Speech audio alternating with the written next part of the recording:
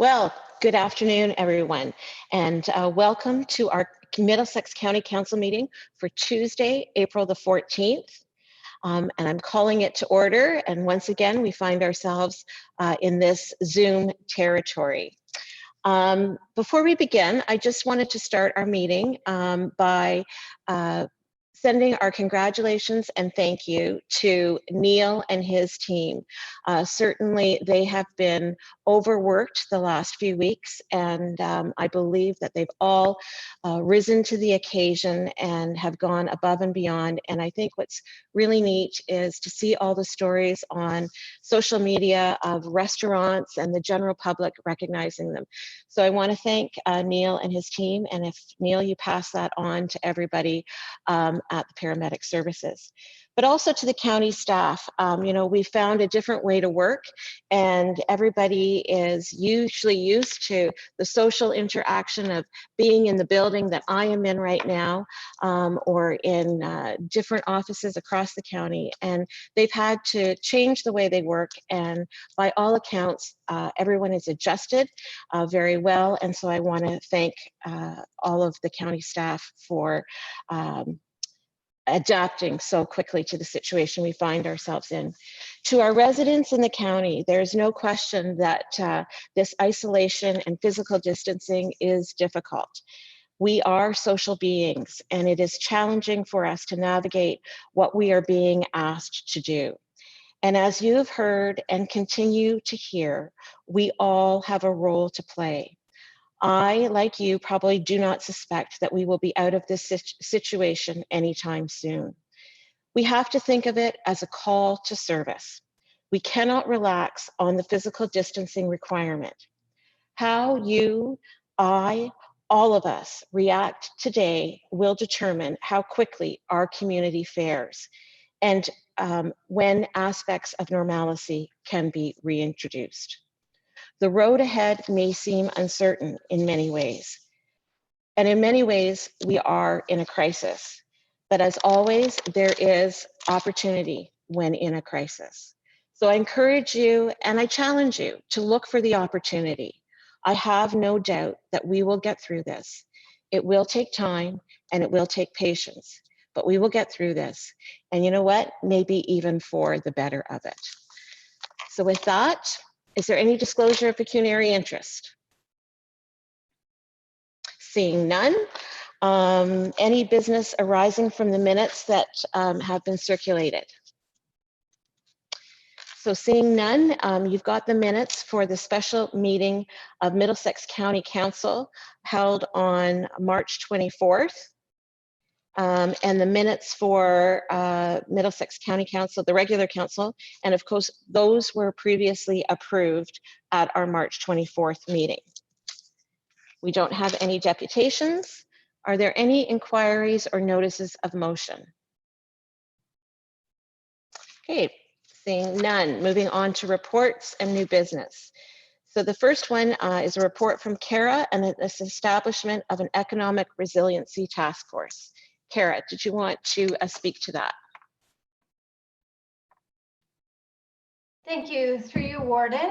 I believe Council has been previously notified of this report. However, in the advent of COVID-19 and the impacts of it on the business community in Middlesex County, we have endeavored to put a few things in place. To this point, we have put together a COVID-19 website with the help of our IT department and other departments assisting in the process. We have also delivered a phase 1 economic impact study to our business community, which had 218 respondents to it in the first few weeks following the declaration of emergency. And at this time, we're recommending the establishment of an economic resiliency task force. That task force, as you've seen, the terms of reference are attached, would be co-chaired by the warden and myself, and bring together members of council, together with members of sectoral influence from throughout the county. This would be a temporary establishment at this point that could be extended depending on the impact of this task force. And as noted, the terms of reference are included for your review and circulation, and we're happy to answer any questions that you might have at this time. Okay, thanks for that, Kara. Are there any questions for Kara on the task force? Councillor Vanderheyden. Thank you. Through the warden, thank you for that update, Kara.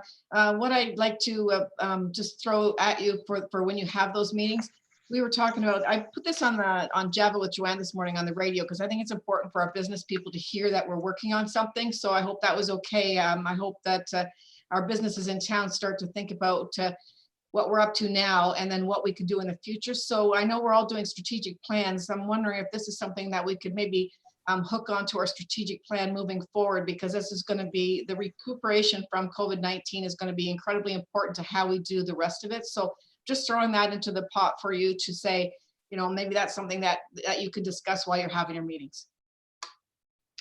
So back through you, Warden, to Councillor Vanderheyden. I appreciate the acknowledgement of that when you were dealing with the press. There will be a press release that will come out as a result of your decision today with respect to the establishment of this task force. It is a very important piece of the puzzle to notify, and to that end, minutes will be put together of all of the task force meetings, and those are expected to form part of the strategic planning that would be involved both at the economic development level, as you know, we're working on later on this year, but also the county as a whole in terms of their strategic planning. Right, any other questions for Kara on that? Okay, seeing none, if I can get a mover and seconder to endorse the Economic Resiliency Task Force and the terms of reference, Councillor Warwick and Councillor Richards.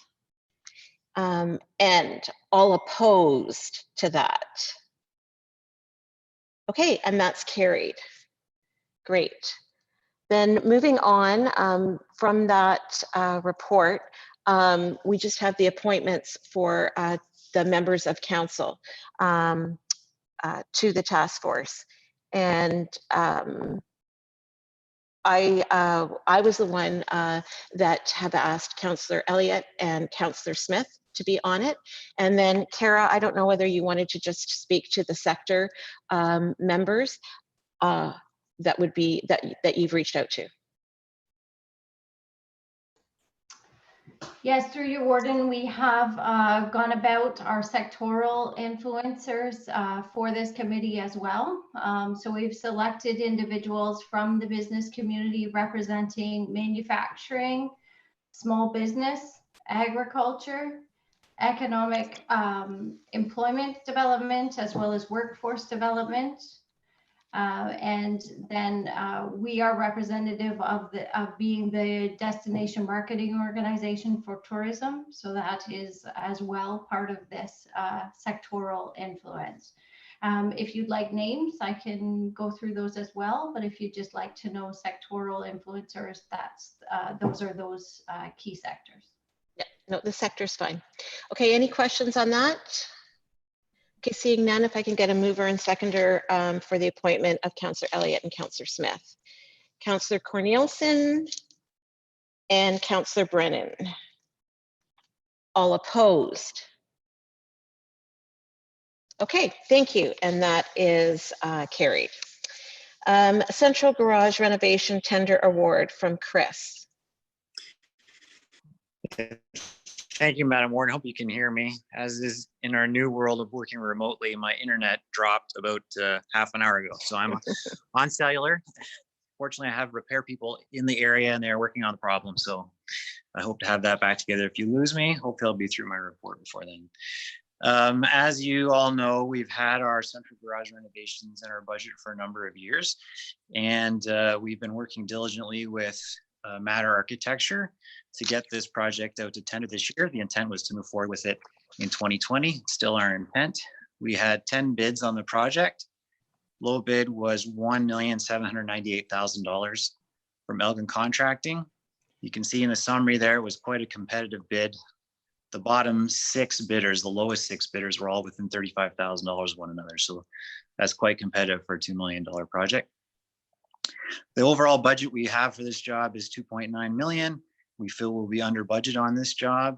The other about $1 million we have is to do additional site works and utilities and other things to get us up and running. And we've had negotiations with Elgin Contracting. We've classified this as a non-essential project. And at this point, we're hoping to go forward later this year. Failing that, we will proceed with the project in 2021. So I'm recommending that we award the contract this time to Elgin Construction, and the appropriate bylaw be passed for the warden and the clerk to sign the contract on the county's behalf. I'm happy to answer any questions. Okay, any questions on that tender award? Councillor Mayhew.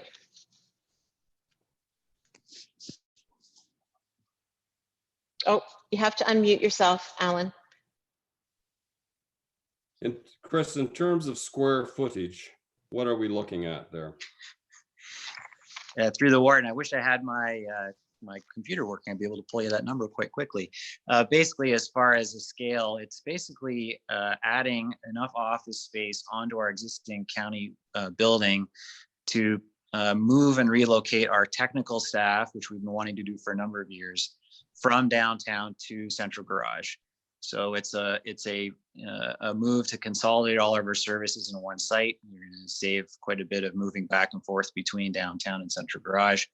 That was always a challenge for us just because of internet connectivity, but we now have a fiber line to Central Garage. It's feeding to our our new radio tower and our fire radio communication system. So we have a great connection out there, and I can get back to you with the square footage and drawings, whatever else you'd like to see. I apologize, my computer's just not working right now.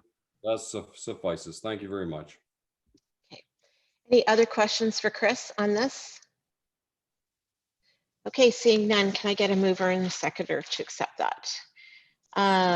Councillor DeVete and Councillor Mayhew. All opposed? Okay, and that's great. That's carried.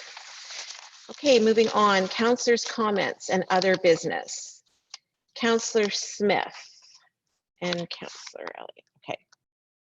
Yes, if I could, through the warden. I just want to express some personal concerns and disbelief after receiving an email with the photos from 50 King. Going through, there was a number of photos. I think everyone on council hopefully had some time to look over those. Of the shock that I had of seeing all those desks and computers or laptops, screens, everything left over at 50 King after the departure of the health unit. And I'm not sure kind of what we should do with next steps, but considering Dr. Mackey stood in front of us at County Council explaining that a lot of the equipment would be moved over to their new location, and now seeing that a large number of items have not moved over, and knowing that those new desks and equipment, it was purchased through reserves that both County Council and City Council provided, is quite shocking, and I'm very disappointed. And being the immediate past warden and hearing that, sitting up there and listening to Dr. Mackey say that, and also being a past member of the Board of Health, and being in that initial talk of transition from 50 King to a new location, I'm very disappointed. Okay, thanks for those comments, Councillor Smith. Bill, I don't know if you want to respond to that. I will let you know that I did tour the facility this morning, and even in these days of social distancing, I would encourage you, if you're interested, to make arrangements to go through it. The pictures that were sent out, frankly, don't do it justice. But it is what it is. I know that I received an email from Councillor DeVete this morning about maybe sending some correspondence to the health board. So I don't know if that's something, Ina, you want to speak to, or Bill, jump on that right now. Kelly and Ina go first. Okay, Ina. Thank you. like the others who've had an opportunity to look at the pictures, I was disappointed. And actually shocked and appalled is probably a better way of putting it. I'm not sure what answers we expect, but I certainly think we have to ask the questions. We have, to me, it speaks to culture and values. And I think this is an important item that needs to be brought up. And at a minimum, I would expect some kind of explanation of why things are the way they are. I am sensitive to the fact that this time in history is probably different than it might have been under different virus circumstances. Having said that, having been involved in moves, the Cancer Center moved when I worked there. There are plans made for all kinds of aspects of the move.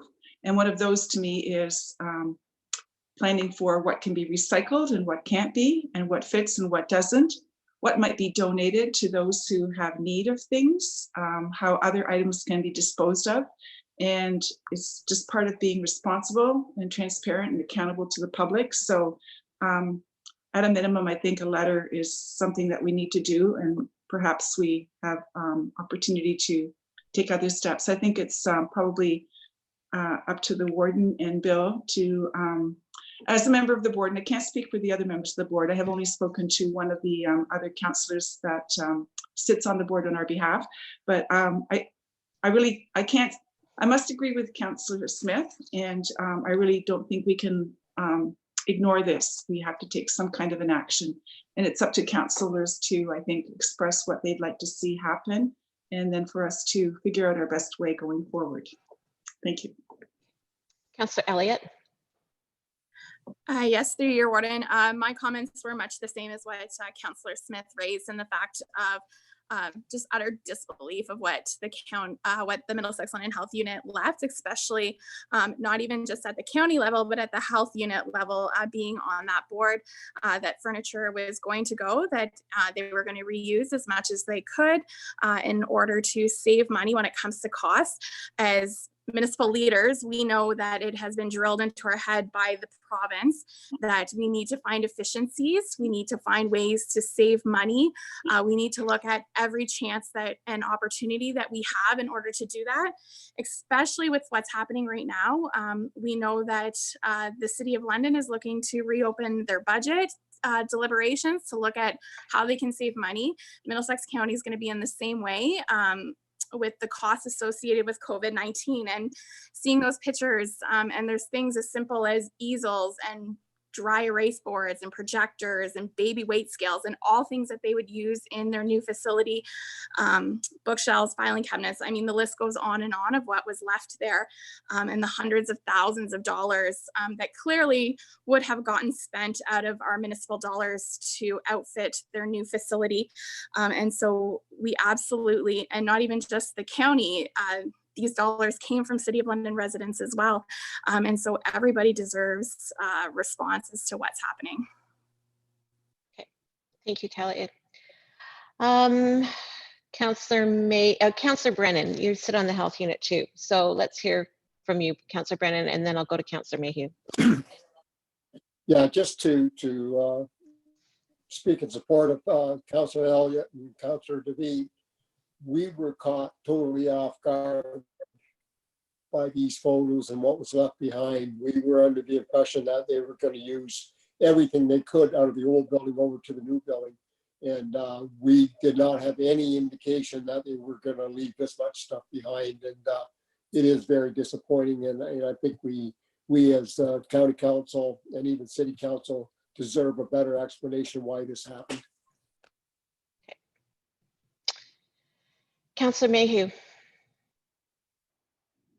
Thank you very much, Madam Warden. I think there's three urgencies that we have to do to remediate this problem. One, just to follow business protocol, a letter of expression of our disappointment to the health unit. And I think much of the wording could be taken from Councillor Elliott's remarks and Councillor DeViet's remarks. The second thing would be a window of time. The letter must establish a window of time for them to remediate the situation. And that could be formulated with conversations of our CAO, Bill, and perhaps in consultation with Chris Trainey, that an acceptable window of time. It cannot be an impossible window. It has to be an acceptable window in view of the fact of the numerous articles that are there. And secondly, I think that letter should also accompany perhaps some new photographic work of the environment as it is right now. They say a picture's worth 1,000 words, and I think in this case it would be.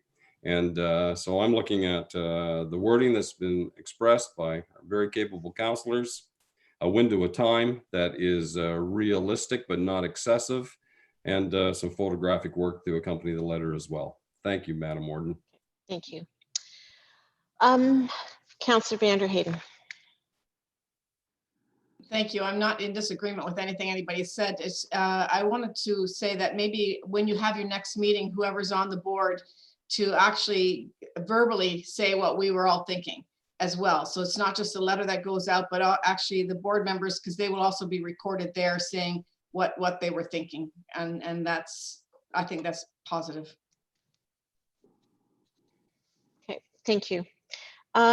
Bill, did you want to pipe in here? I don't know whether Councillor Mayhew brought up some interesting points about what to do with it, but I wondered, number one, what your thoughts were, to what you were thinking to do with the merchandise, or not the merchandise, well, I guess everything that's been left, what your thoughts were.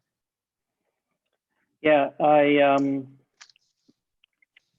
guess a couple of things. One, we have developed a plan. I think that's a good one with the county department heads around looking at the equipment that's there and the furniture that's there and trying to repurpose as a first step, so that there is some value achieved from this. I do have to apologize for my photographic work, because I think that if you looked at it yourself, like the warden was in today and she said, "Oh, Bill, I didn't have any idea." And it is just a sea of desks and a sea of chairs and a sea of room dividers and things that I think our staff would kill for, and many of the lower tier staff would kill for to have, are there. So we do have a good tiered approach to, okay, let's look and see how we can repurpose this, and then how it can be repurposed to the lower tier municipalities. And then I don't really have a plan after that. There are some things that pretty much all of it is of significant value. I know the pictures didn't do it justice, and like I said that a few times, it just was impossible to do. There are some things I'm concerned about that we'll have to deal with. I think there are some aspects of private information that were left behind that we're going to have to deal with. And there's a number of things that are related to this project that I'm going to have to deal with. Bill, in the interest of Bill, yes. Can I just interrupt you? I don't know if you wanted to put a couple of the pictures up just in case some of the councillors couldn't access it. I know I had some technology issues last night accessing them. So maybe just a couple of the pictures so they get a sense of what it is we're talking about. I can try, and I'll try to do that while I'm telling this story, but let me see here.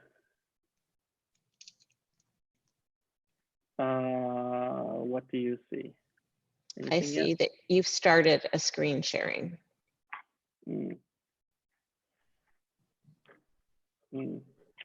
That's not what I wanted to show you. Okay. So I will try to figure out how to get it off my phone to you so you can see it before the end of the meeting. Maybe perhaps I can accomplish that task.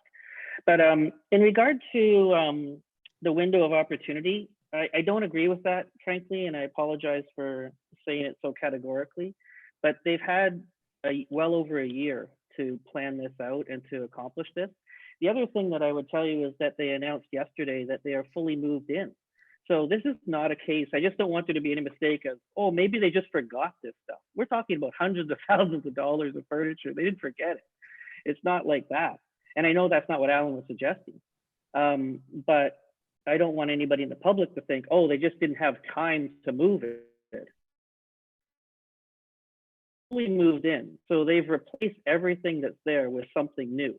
And everything that's at the 50 King Street property has been replaced. And I don't know the extent of the volume truly, because this is only one of their sites. They had 2 sites. Don't forget they were in Farhi's building as well. I don't know what's there.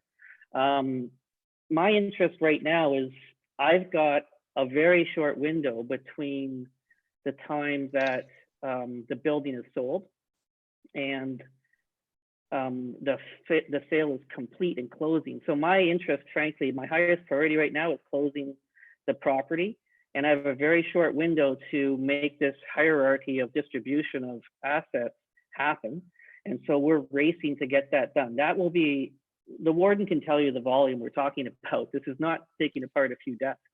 This is a sea on every floor of furniture. And if I can get it working by the time the meeting's over, I'll show you a few pictures, but that's gonna take a lot of time for us to do. We didn't have a year to do that. We have less than a month to do that.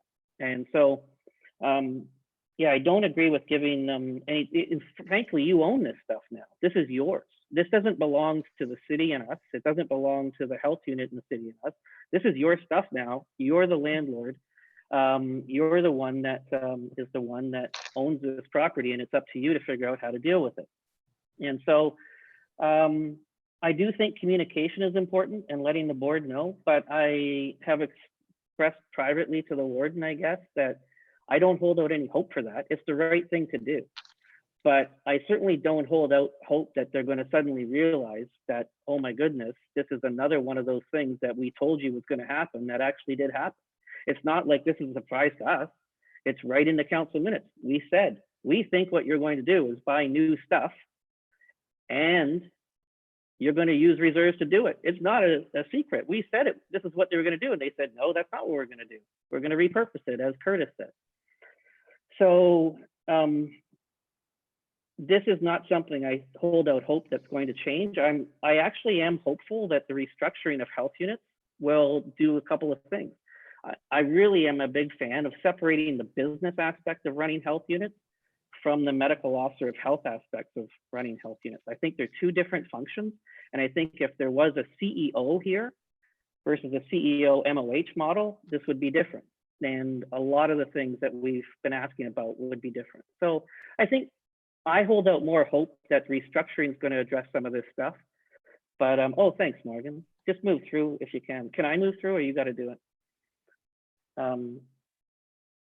I don't hold out much hope that you're going to get any positive returns. Keep going, Morgan, just flip through and I'll just talk over them. These are pretty common. These are the worst of them. We have lots of things that were packed up, and we have offices full of this kind of stuff. We have, Morgan, is there a way you can make it go down a bit? I don't see the bottom. Oh yeah, so we have, there you go, that's better. So we have, just keep skipping across. No, it's too far, but yeah, okay. Yeah, so furniture of all kinds and all values was just left everywhere. And yeah, Warden, I don't know what else to say other than we will get a communication ready. I do think this is emblematic of a culture issue, as Ina said. I think that's right. We do have a strategy in place. The reason I sent you this was to let you know that this type of furniture is available. Everything from printers and paper, like as you saw in the last picture, it was to laptops and cell phones, and a whole pile of things are available. And we're going to make sure that they have a good public use. I don't know what else to say, Warden. I mean, like, there's really not much to say, but certainly if anybody wants any wireless mics, there's probably, oh, I would say 150 of them over there. Councillor Elliott, you had another comment? Yes, through your warden. There's obviously going to be not only the waste that was shown here. There's going to be a cost to the county to clean up all of this and to get rid of all of it, especially, and the responsibility in that. I don't know that the picture wasn't shown, but there's a room full of computer monitors and hard drives, a box of cell phones, there's 21 laptops sitting on a shelf. We have no idea what's on that, if there's private information on that. We don't know if they're wiped. So there's going to be a responsibility to that. And I'm wondering if there is if we can take some in consideration into whether or not we can send the health unit a cleanup bill for this. They told us they were going to clean up and that they weren't going to leave things behind. We're left with this. Oh, sorry, Kelly. So in full disclosure, I did meet with the health unit and our potential purchaser. And so just so you know what that discussion was like, the intent of that discussion was really to decide what state things would be left in. Did they have to repair walls? Did they have to take down blinds? Did they have to do cosmetic changes to windows and all this kind of stuff? And I thought I was pretty generous because I said, you know, the intent of the developer really is to tear down the building. I didn't want to see public funds expended upon that. So for example, there's one picture there where they took out a number of rolling filing cabinets, and you'll see like the floor is just ripped all up to damage. Now, if we were in a normal circumstance, we would ask them to repair that before they left. I didn't ask them to do that because I thought that would actually be a waste of public funds for a building that is designed to be getting torn down. Now, with that being said, they also asked whether they could leave some of the furniture behind. And I said, sure, because if you're not going to use it, we'll repurpose it. And so I'm less, I didn't say that they could leave, like some of that is just waste and garbage that people didn't take. And I think there's a lot of stuff there that you've seen pictures of that we're going to have to spend some time on. But I did say that they could leave furniture. That's not the issue at all. It was cleaning it up. I'm not concerned as much about that as I am about the fact that why is it still there? Why is it not at the city plaza? Why did clearly everything get bought new? So we do have closeout costs for this that we haven't sent to the health unit yet, and we're still working on those. We have parking gates costs that haven't been paid yet, and like in fairness, we haven't finished all of the cost of the closeout. It just happened in April 1st, as you know, so that's 2 weeks ago. But there are some things, there is a list of things that we are going to have to send them a bill for that are rightfully not the cost of Middlesex County taxpayers. But certainly the cost of getting rid of the furniture is something I was willing to take on. I didn't know, honestly, I didn't know it would be in this volume. I thought we were talking about a small volume, but when you go through it now, you go, wow, this is going to be a Herculean effort to try and get some of this done.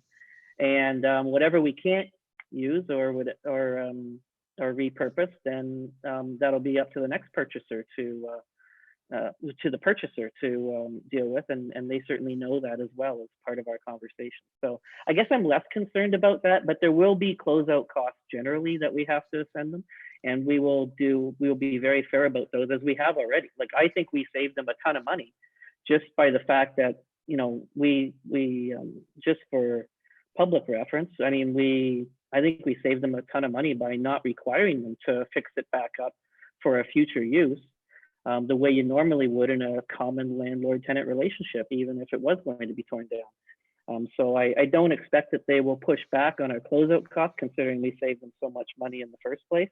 But you never know with this group, so we'll see. Councillor Mayhew. Thank you, Madam Warden.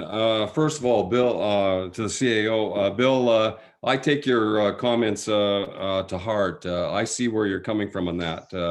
Not having seen the pictures and looking at them right now, I thought perhaps a finders keepers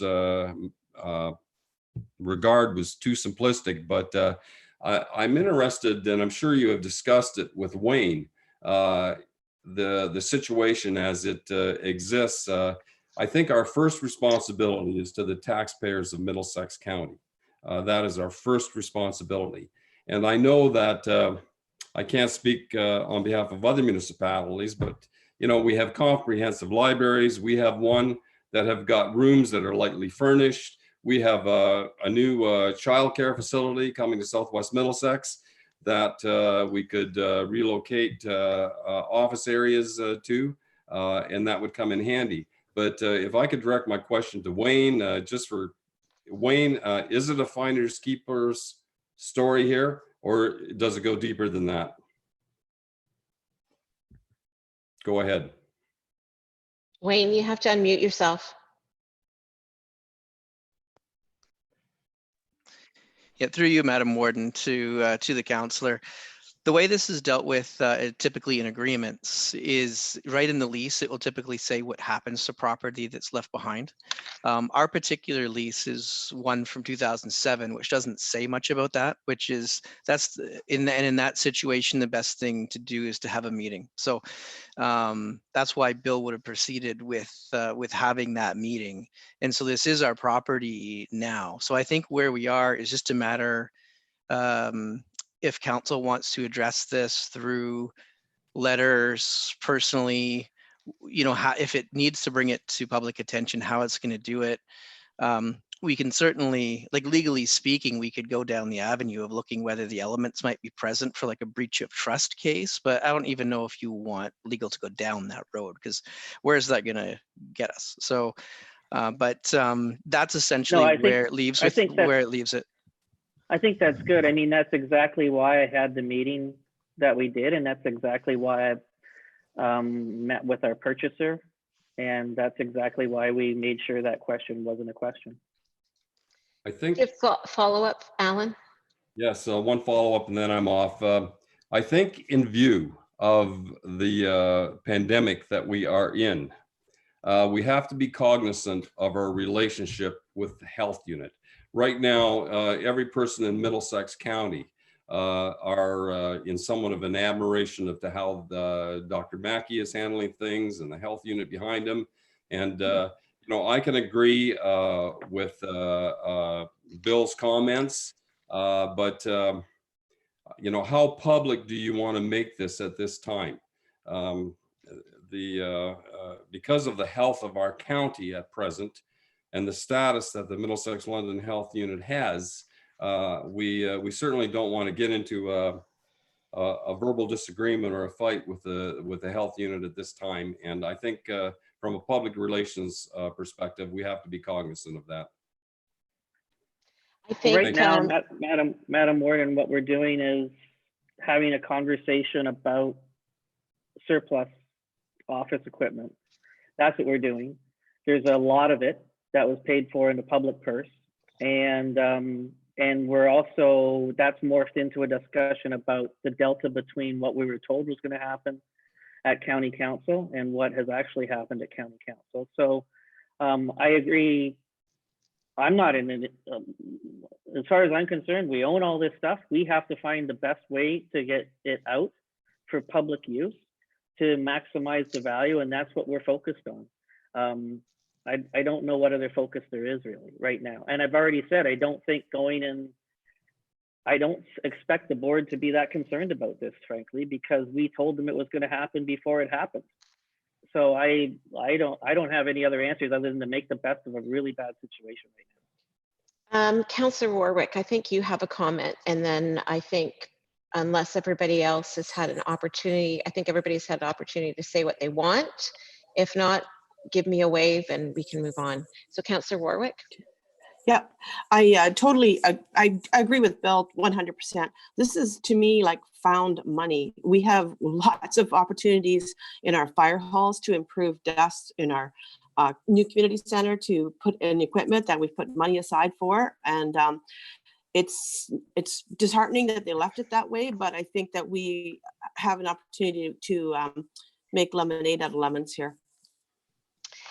Thank you for that, Councillor Warwick. So I didn't see anybody with their hands up. So I should, to Councillor Mayhew's point about, keeping up a good relationship, and I completely agree with you. And, the work that's being done by the health unit now is certainly overwhelming and tasking.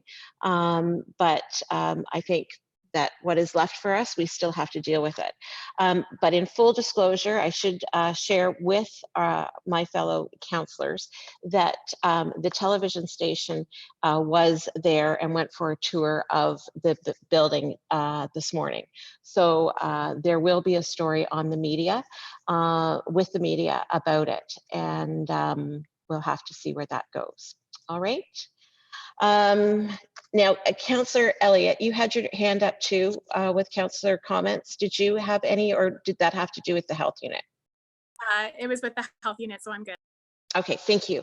Are there any other comments that councillors would like to make? Okay, moving on, bylaws. Kathy, did you want to read those? You have to unmute yourself, Kathy.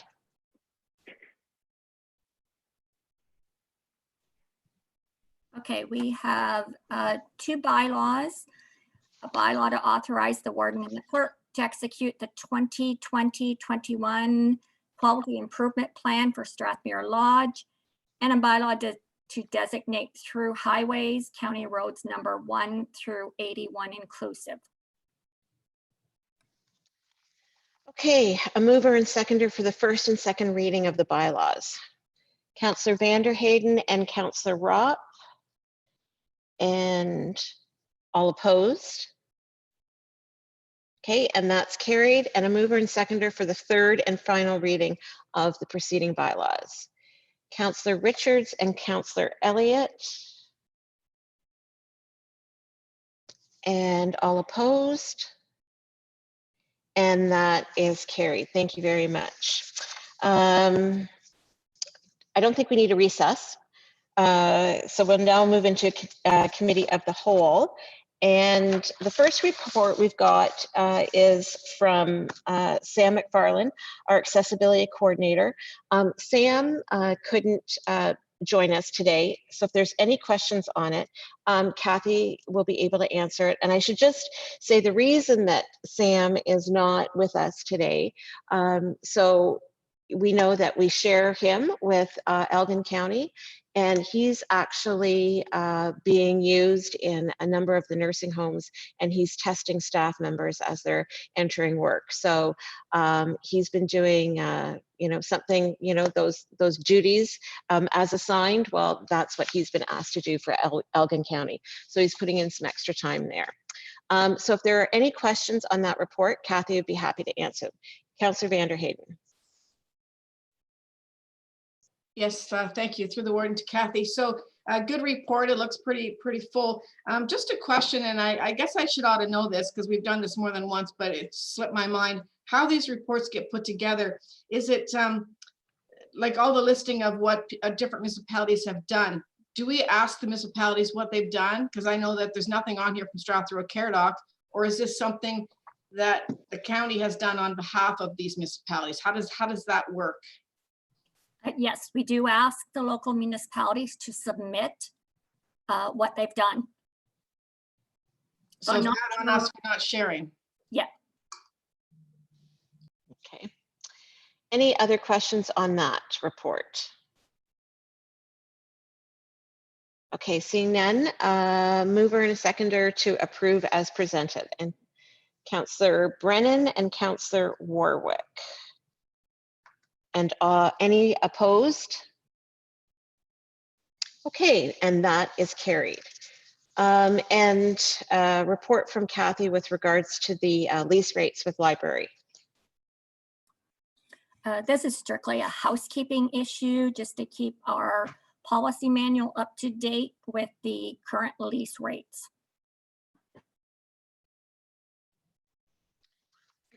Okay, any questions for Kathy on that report? Okay, seeing none, if we can get a mover and seconder to approve that. Councillor Mayhew and Councillor Smith. Any opposed? And that's carried.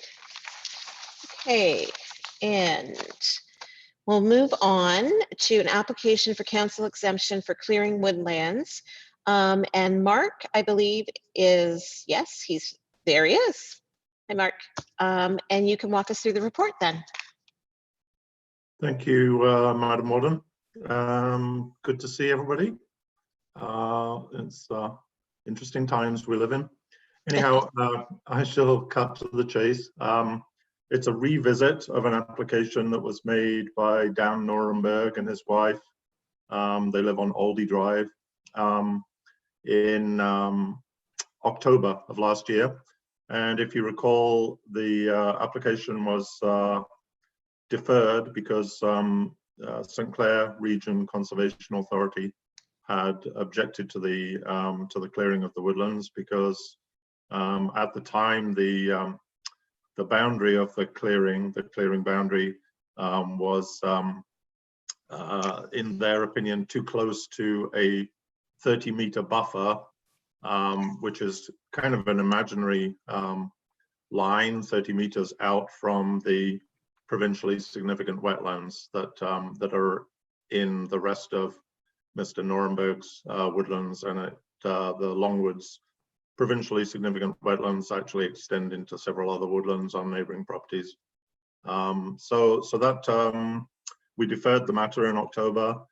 We had a site meeting with St. Clair Region Conservation Authority and the landowner, and then the St. Clair Region went back and considered the natural heritage impacts, what they might be with the original alignment, and advised the landowner that they could apply to the regulations committee or they could amend the boundary.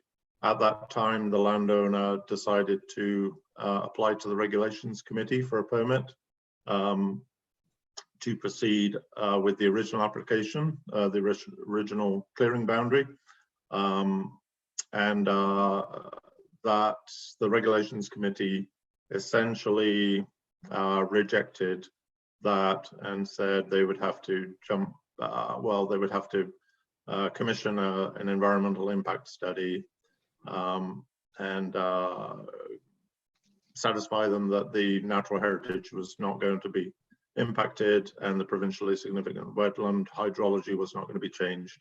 So so the landowner and I met, and the landowner has decided to go with the amended boundary, clearing boundary, which you can see in my latest report, which misses the 30-meter buffer, which is placed around the provincially significant wetland. So as far as the application goes, the area is the same as was originally considered, and the landowner has agreed to replant an equivalent area to the south, which will be contiguous with existing significant woodlands, therefore will receive protection under the Woodlands Conservation Bylaw. So in a nutshell, that is it, Madam Warden. Okay, thanks very much, Mark. Any questions for Mark on the report and the application in front of us?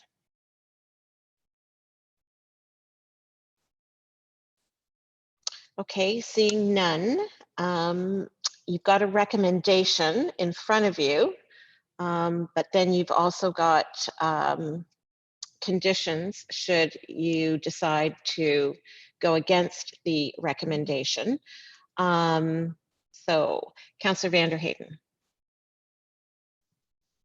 I will move the recommendation to move forward with the way that it has been written up by Mark, and with the stipulation that when this is all settled, that somebody goes in and makes sure that everything was done according to the rules and regulations that are put forward.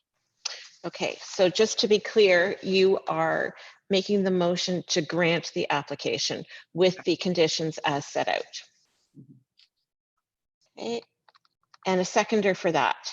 I'll second that. Councillor Mayhew. Any discussion on that? Okay. Anyone opposed to the motion? Okay, and that is carried. So thank you very much, Mark.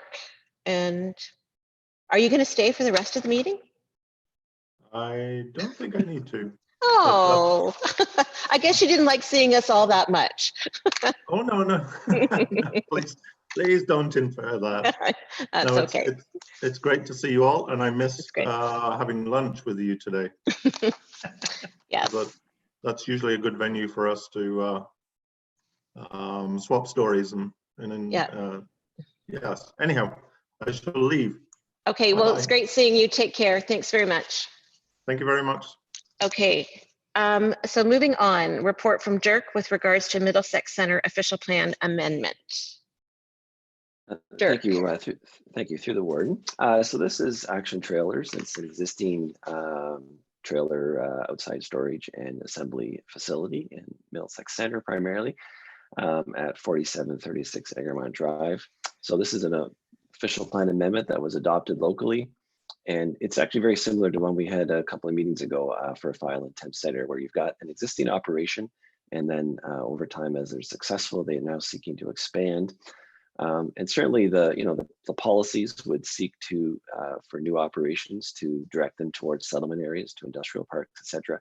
But there is room in the policies, both the provincial policy statement and the county's official plan. I'll highlight that one. The county's official plan does recognize that there are those existing uses, and if they're lawfully established, it's not intended that they suddenly cease and move. So it does contemplate expansion or enlargement of legally existing uses. So I have reviewed the material against the provincial policy statement and our local planning documents, and I am satisfied that it's consistent with the PPS and in conformity with the documents, and therefore I am recommending approval as adopted. Then there's of course more detailed information. The local planning report that Middlesex Center Council saw is also attached. And then I just added one final paragraph in the report, just noting that as you well know, because of the state of emergency, we are in a bit of a period of flux, and how county council's decision will be implemented. And this is a moving target with the regulations and whatnot. So if county council was to approve this, I just noted that staff would then implement it in this sort of changing context of provincial regulation, however it ends up working out. I'd certainly be happy to answer any questions. Okay, great. Thank you, Dirk. Any questions for Dirk on this report? Okay, seeing none, mover and seconder for that. Councillor DeVete and Councillor Brennan, all opposed? And that's carried. Thank you very much.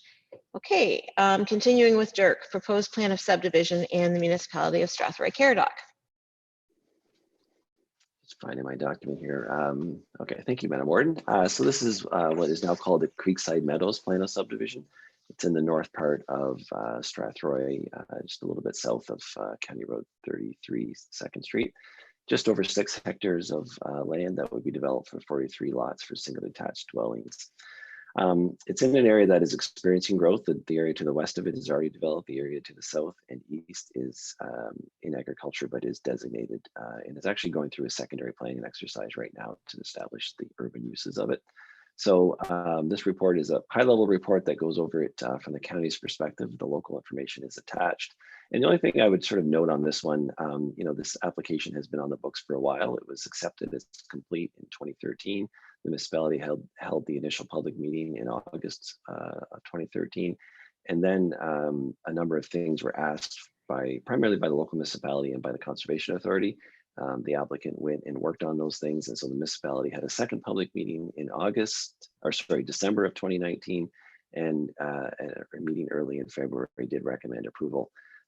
Both the local municipality has had their matters addressed, and the Conservation Authority are also not opposed to it any longer. So I have reviewed it against the provincial policy statement and our local planning documents, and I am recommending approval of it. And then I did also add, just for the sake of the applicants and others watching, that paragraph again about implementation will be subject to the changing provincial context.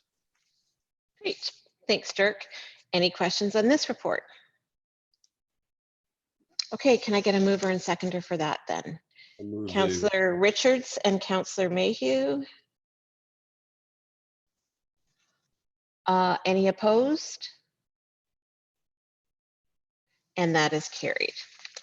Okay, moving on to our correspondence and information items.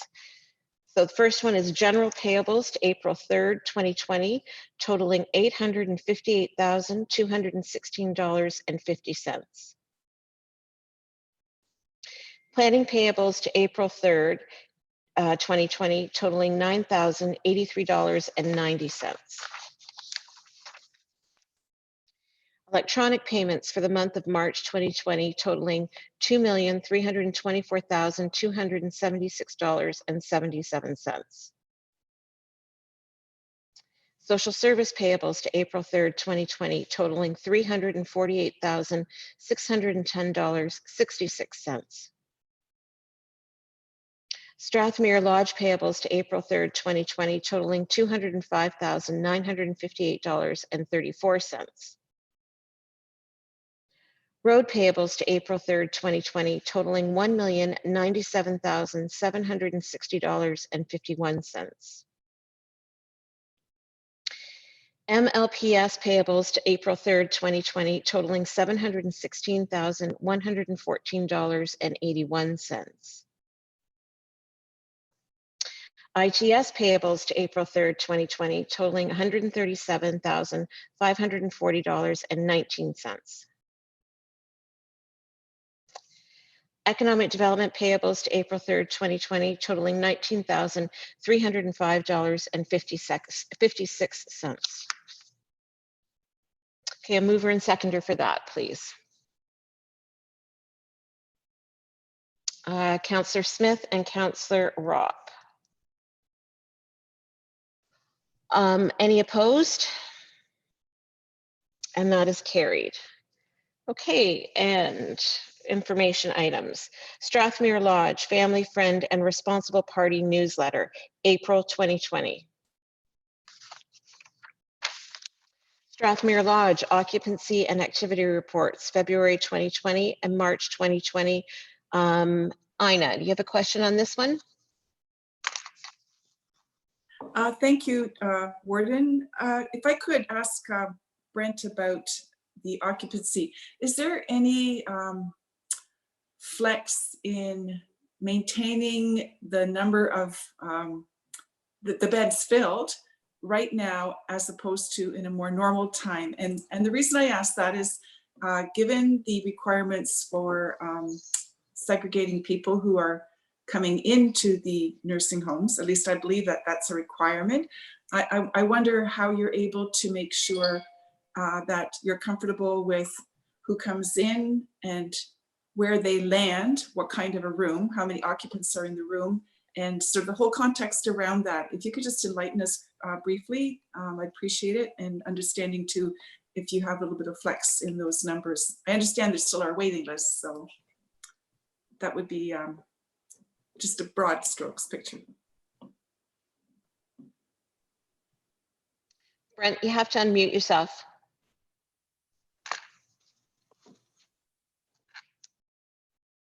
Yeah, so through the warden, the emphasis is still on getting folks out of the hospital as soon as possible. Still in anticipation of a coming surge. So we are full, and the ministry wants us to be full. We are, as Councillor DeVette suggested, having to isolate residents, new residents who come in. And so we're at a point now, we have about 4 people in isolation, and we are at a point now where we're going to up our staffing. And fortunately, we do have the capability of doing that right now.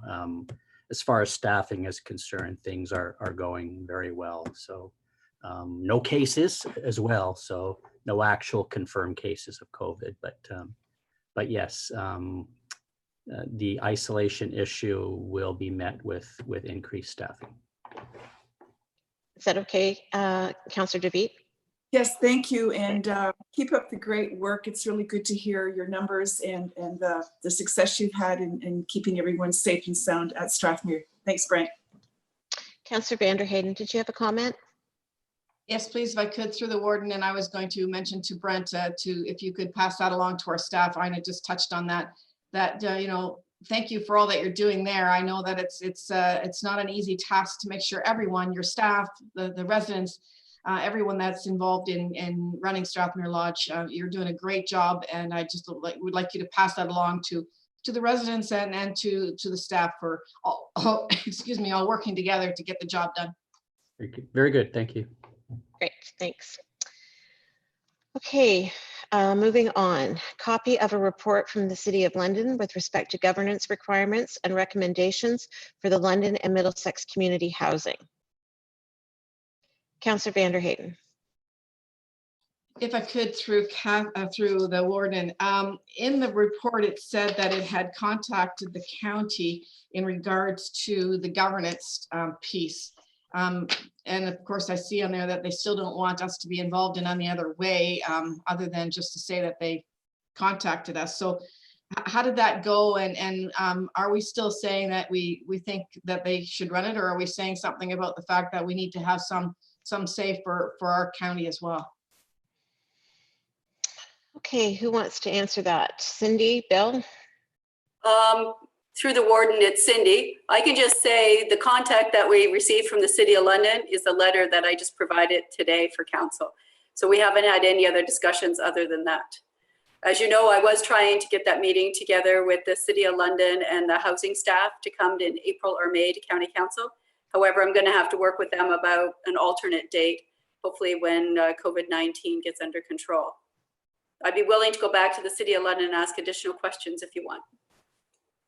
Well, and just to follow up on that, Warden, the other thing is that whenever they changed the governance structure last time, we didn't get any communication about it except a letter after it was done as well. So there's two different governance changes that have happened there in answer to Joanne's question. The first one we didn't get any contact about. The second one is the letter, the second most recent change because of the departure of their one board member who's leaving for another job as a county CAO.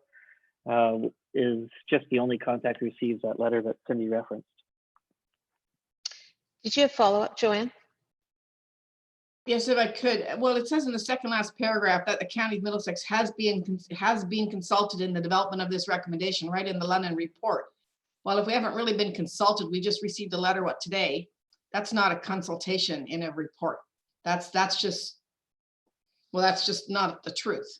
And I think housing in our communities, we are part of that organization. They take care of this for us, and we just seem to be left to our own devices here. And I'm not sure that I'm okay with that. So maybe at the very least, that has to be revised because we weren't consulted, as it indicates, right? Mm-hmm. So Cindy, can we follow up with that somehow? Yes, definitely. I will follow up today with Sandra Dater Bears and have a conversation and determine next steps and come back to council. And I think, and to make the point that Councillor Vanderheyden did, was that we weren't consulted, and that should be reworded. So, any other questions on that one or comments? Okay, AMO update entitled Ontario's Flooding Strategy Released, dated March the 10th, 2020. AMO update entitled Queen's Park Update, Much Activity and New Legislation of Municipal Interest, dated March 13th, 2020. AMO update entitled AMO COVID-19 Update, Emergency Management and Civil Protection Act invoked, dated March 17th, 2020. AMO update entitled March 20th, Economic and Fiscal Update, dated March 25th, 2020. AMO update entitled AMO Partners with Digital Mental Health Therapy Service Provider, dated April 1st, 2020. AMO updates with respect to COVID-19, dated April 3rd, 2020 and April 6th, 2020. Gordon, I just wondered if anybody that's on the board or has heard about the AMO conference in August. I noticed that Ottawa and Quebec, anyways, the Ottawa Quebec Hull area has now said that they've canceled all special events all the way through till September. So do we have an update on that? Ina, did you want to answer that? Yes, I can answer that. At the last board meeting, there was a conversation about what costs have been incurred to date and what the plans are going forward. Currently, the conference in August has not been canceled, and part of the decision Some of the facilities are public, so that if the state of emergency persists in the province, then the event obviously will be canceled, and there are then refunds open. And we're into 6 figures worth of planning. So this is a decision that has to be really carefully thought through before the plug is pulled. I guess it depends on where we are with COVID. One of the things that we did discuss as well was what options might we have. And so, for example, at a minimum, one of the key reasons that councils send representatives to the to the conference, is to have an opportunity to meet with ministers. So if the conference might be restructured so that there are still opportunities to meet, and are they virtual and so on, all these kinds of avenues are being discussed and looked at, and no real conclusion at this point has been made. So if I hear of anything in this regard, I will certainly let you know as soon as possible. Usually they're a lot faster at updating everyone virtually as it happens. So there's hardly ever anything I can say that's new, but if I do hear anything on that, I will certainly let you know. Okay, I just was asking because we are coming up on some dates for cancellations ourselves, and so that's why I was asking. So whatever information, as soon as you get it, that'd be great. Yep, follow up, Ina. If you'd like, I can reach out to staff and see if there's anything more current and new, or ask what about their timelines, because I mean, they would know too in terms of hotel cancellation deadlines and things like that, because of the arrangements they're making for board members too. So I will follow up and just see if there's anything that I can report, and send out an email if I've got something. Does that work for you, Bill? Perfect, thank you so much. Okay, my pleasure. Great. Thank you. Thank you, Ina. Yep. Memo from the Ministry of Health, Office of the Chief Medical Officer of Health, advising that a new emergency order to support public health units with human resource capacity was enacted. Final approval of PW Holdings Inc. Plan of Subdivision, File 39T, MC 1801, Municipality of Middlesex Centre. The Provincial Policy Statement 2020. Report from Abby Heddle, Planner, and Dirk Vanderwerf, Director of Planning. Copy of a letter from SCORE to the Minister of Agriculture and Agri-Food Canada with respect to COVID-19 and the Seasonal Agricultural Workers Program.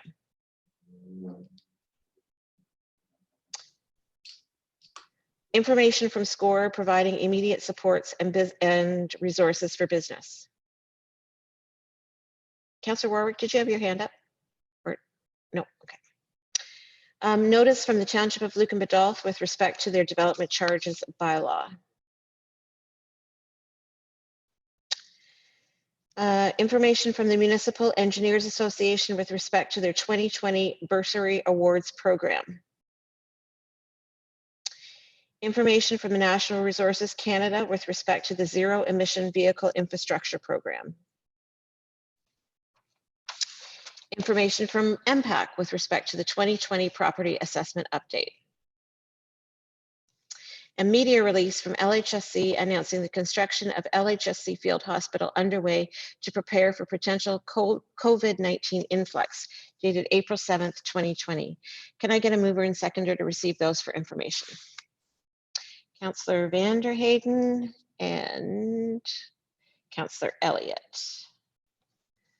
Any opposed? And that's carried. Going into inquiries, I wonder, Bill, if we could start maybe you kind of speaking to where we are at with staff and some of the updates with regards to COVID and how everybody is dealing with their respective departments. Well, thank you. That's a great opportunity, I think, because we wanted to use a lot about, we've been trying really hard for 3 years to get a number of new technological advancements implemented at the county. It only took a pandemic and a couple of weeks to get us to the point where we managed to have this great workflow because we had no other choices. And I think it's it's not only about the technology and about the work that the staff have done, it's just about attitude and culture. And I've been really impressed. I thought, you know, we'd have like 1 week of where people were very excited about what was happening, and then it would start to drain and wear on them. But I was saying to the warden, what's been great is I've had the opportunity to meet with every department in a way I don't usually get a chance to talk to them. We have one-on-ones, we have great meetings, and it's been a real joy, I think, to have this opportunity and the time to be efficiently meeting with all of these different departments over the last couple of weeks.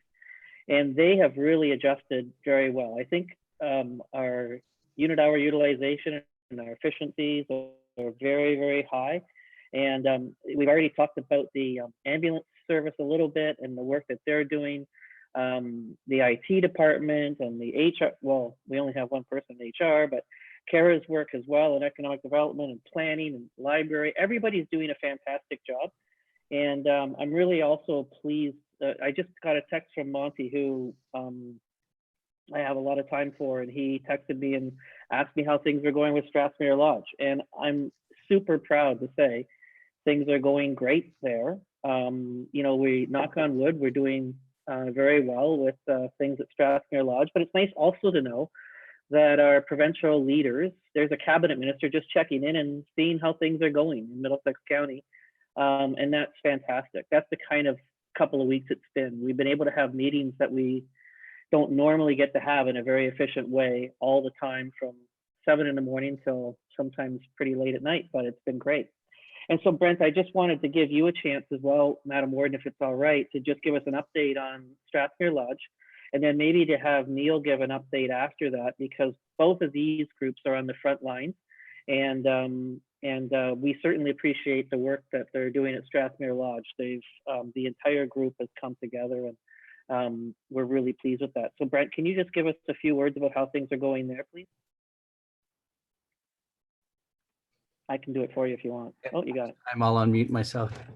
So things are going about as well as can be expected, I think. Again, staffing is really, much to my surprise, has not been a problem.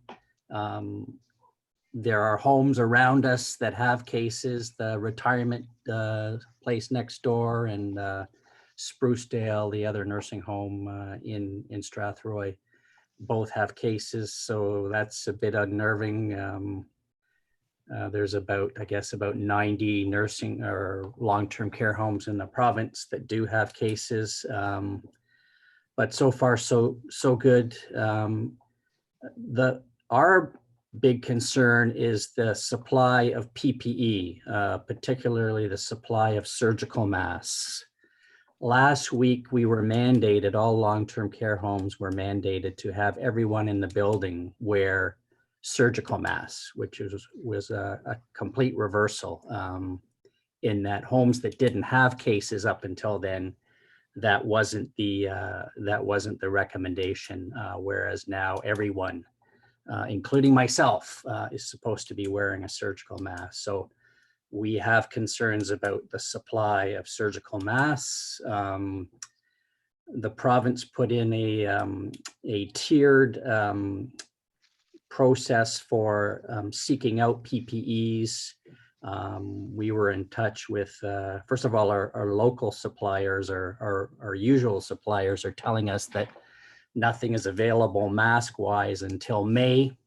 There's a process to order regionally, and we placed an order regionally 5 days ago, and there's been, other than confirming that they got our request, we've heard nothing on that front. So the province has instituted this mask requirement, but the PPE issue, the shortage of PPE, doesn't seem to be remedied at all.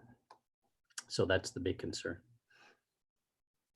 And that's good. And we've also, I think I've updated council that we've managed to move PPE within our own organization and to increase the supply so it can ebb and flow within the organization, and that's helped. We also, I don't think Brent mentioned that we also have a couple of big donations hopefully coming this week as well, which will help alleviate some of our concerns. But certainly I'm not disagreeing with the decision at the provincial level. I don't think Brent is either, but it has changed our outlook on PPE and the amount we have versus the new requirements, simply because we're going through it so quickly. And it makes you understand better what you're seeing in New York when you see the standards we have to achieve and the amount of PPE that you go through just in a nursing home with 160 beds. You can imagine what hospitals go through on a daily basis. So anyways, that change has made a difference in our outlook. And Neil, do you want to give a few words about how you're making out? Thanks, Bill. So to council, through you, Madam Warden. So right now we're holding our own. Our call volume overall is down. And again, we're not different from the rest of the province. We're seeing that all over the province where people aren't calling us if they don't need to, and they're certainly avoiding the emerge departments. As I've mentioned before, our offload delays for the most part have disappeared. We have no more offloads. So it's unfortunately, it took a pandemic to get us to that point, but that's part of what we're seeing. We are seeing a remarked increase in what we call COVID screen calls. So when it comes into dispatch, how dispatch is screening it. To be fair as well, the screening tool changed about a couple weeks ago. But from March to so far in April, we're seeing roughly about a 300% increase in our volumes. Now that's again because the screening is tighter with community spread versus the travel as well. So certainly we're able to deal with that.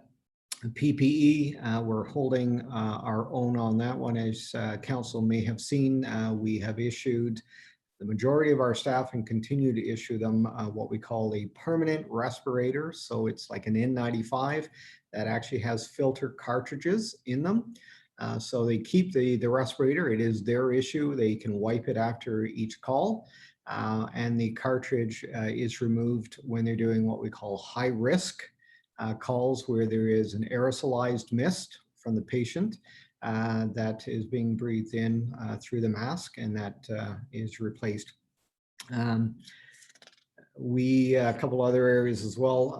You're familiar with our community paramedicine program. That's been sort of retooled. We have our community paramedics at the assessment center in London, and they're working with the Thames Valley Health team on basically assessing and helping with the swabbing sites there as well. We expect in the very near future as well that may get retooled again to assisting with community-based care as we try to keep more patients in the home, and especially if they're dealing with COVID. So we'll update you on that.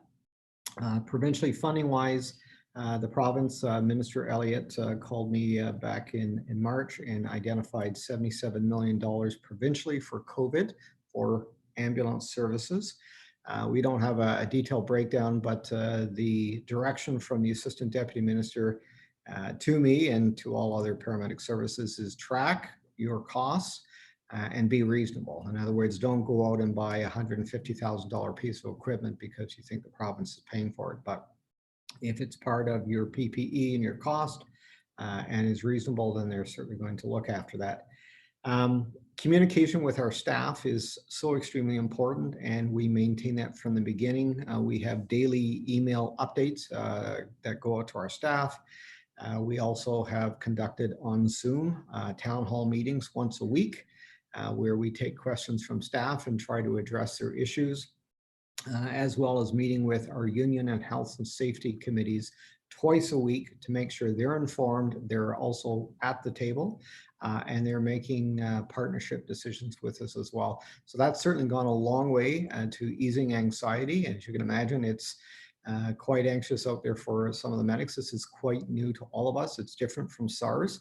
But I will tell you that morale is good. And I think that certainly helps us continue staffing.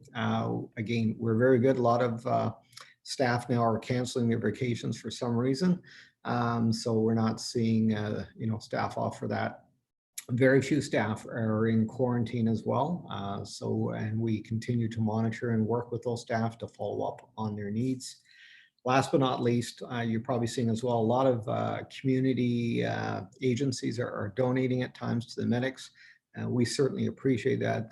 That certainly goes a long way to just saying to the medics and other healthcare workers and agencies out there, thank you for what you're doing.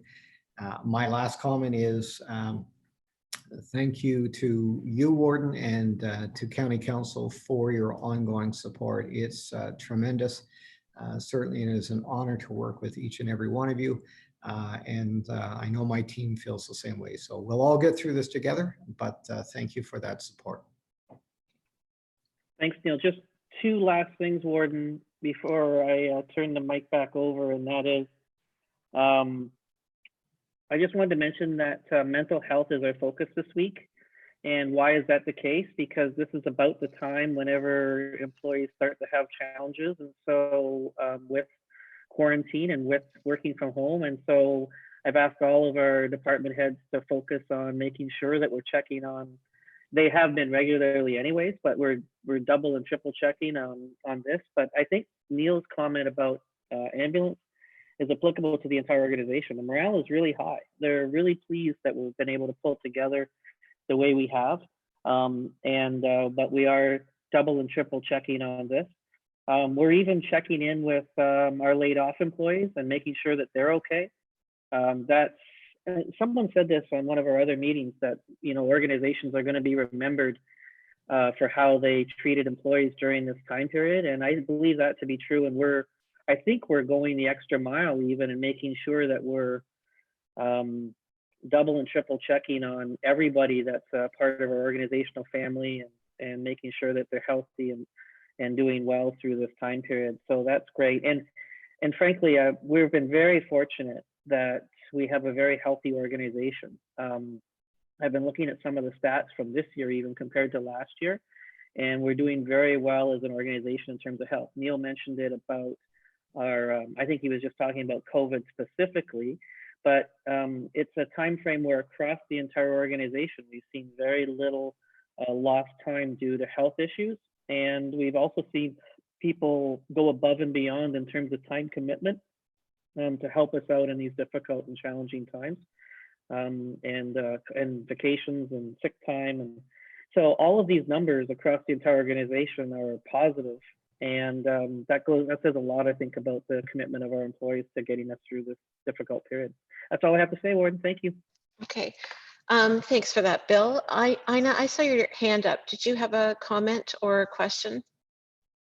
I just wanted to note that thanks also to the paramedics that are volunteering to help people with their medications. I saw that story and I thought, yeah, they put in a full day and then they go out after work to help the people. So that speaks, I think, to management's ability to keep everybody motivated and fit to work and healthy attitudes and all that. So thank you for that too. That's great. Thanks very much, Ina. I also wanted to mention Lindsay and her team and the Middlesex County Library Trivia Nights, Tuesdays, Thursdays, and Sunday. If you haven't tried it, it's fun. It doesn't take long. It's 30 questions, and they're all pretty reasonable, but it's a lot of fun. So I hope you're getting a lot of traction on that because. And the warden beat me last time, so that's why she's mentioning it. Exactly. And she also won our fibbage tournament this week. So I knew she would, but I'm just telling everybody that she did so she doesn't have to say it. So congratulations, Warden. Well, thank you very much. Are there any other inquiries, comments? No. Okay, new business. Our next, you've got the county or council meetings ahead of us. The next time we'll be meeting is April 28th, and by all accounts, we'll be meeting like this again. So we just have to remember from our last meeting, we just have to take a short recess for Kathy to finalize the minutes so that we can approve them at this meeting. So if everybody can just hold tight, and Kathy will finalize those and let us know when they are ready to be approved. Just on the note of everybody thanking everyone, it's been heartening to see through all of this. For the most part, the best in humanity has been shown, and you know, it's been great to see people rise to the occasion.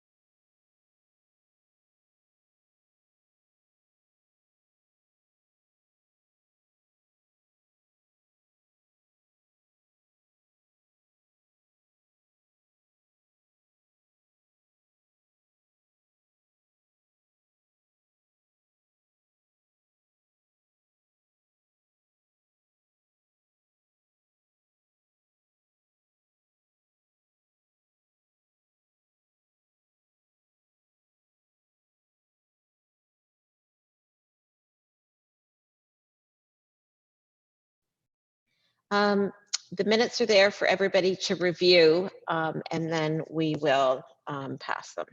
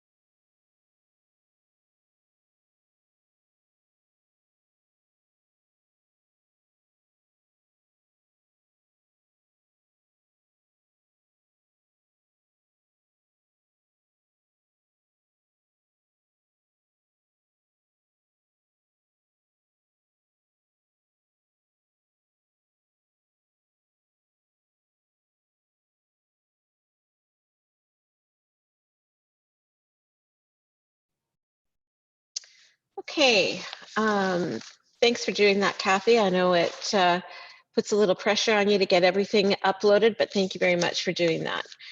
So you've seen the minutes. I've been able to review them. So can I get a mover and a seconder to approve them as presented? Councillor Mayhew and Councillor Ropp. Any opposed? And those are carried.